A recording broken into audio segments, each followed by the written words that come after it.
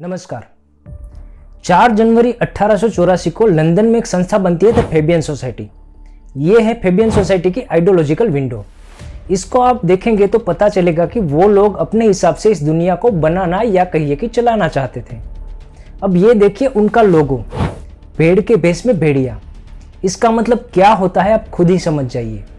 तो Fabian society communist विचारधारा की संस्था है जो राष्ट्रवाद से नफरत करती है और खुद की विचारधारा से पूरी दुनिया को चलाना चाहते हैं। क्या आपको पता है इस फेबियन सोसाइटी के भारतीय मेंबर कौन थे?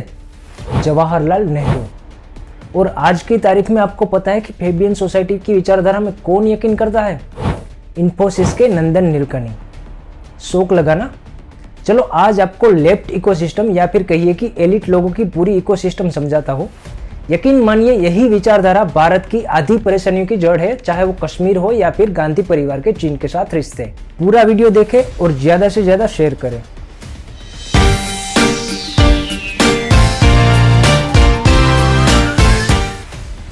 फेबियन सोसाइटी आगे जाकर साल 1895 में कम्युनिस्ट विचारधारा वाली खुद की यूनिवर्सिटी बनाता है जिसका नाम है लंदन स्कूल ऑफ इकोनॉमिक्स। साल 1912 से साल 1930 तक सर रतन टाटा ट्रस्ट की तरफ से लंदन स्कूल ऑफ इकोनॉमिक्स को फंडिंग दी जाती है।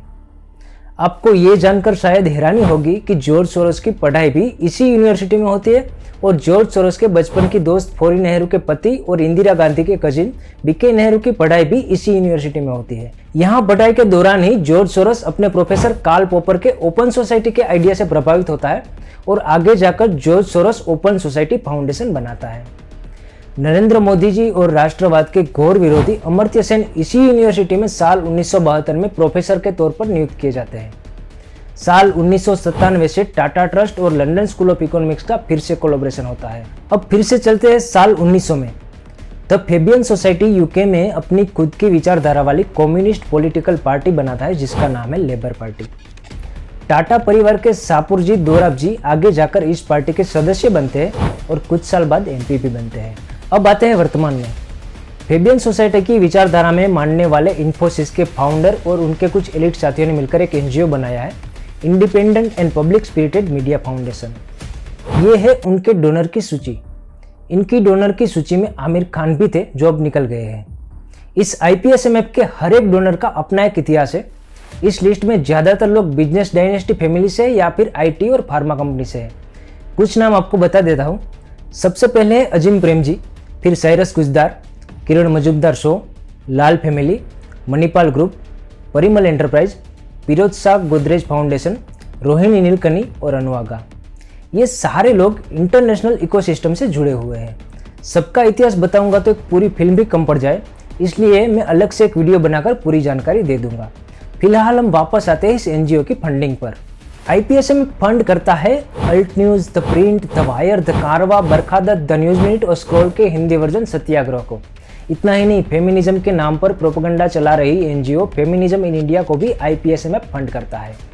नारायण मूर्ति के बेटे रोहन मूर्ति द वायर को डायरेक्ट फंड करते हैं और इन्फोसिस फाउंडेशन अल्ट न्यूज को डायरेक्ट फंड करता है। आपको याद दिला दूं, नारायण मूर्ति फोर्ड फाउंडेशन के ट्रस्टी रह चुके हैं और साथ ही HSBC और NDTV के स्वतंत्र डायरेक्टर भी रह चुके हैं। एक सदी पहले जन्मी ये एलिट कम्युनिस्ट इकोसिस्टम अभी भारत के खिलाफ कैसे काम कर रही है ये देखिए।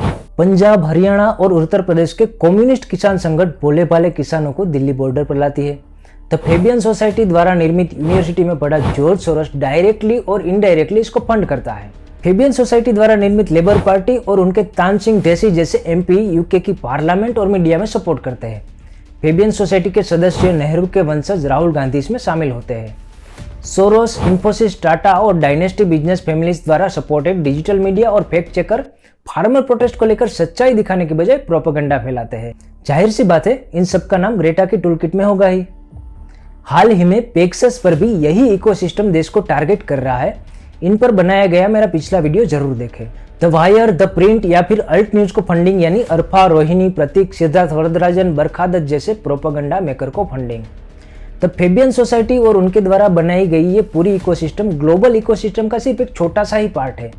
यूके और अमेरिका में फेबियन सोसाइटी जैसे कई सीक्रेट और सेमी सीक्रेट ग्रुप बने हुए हैं। बड़े बड़े बिजनेसमैन द्वारा संचालित इन सब विदेशी यूनिवर्सिटी में पूरी तरह ब्रेन वॉश किया जाता है।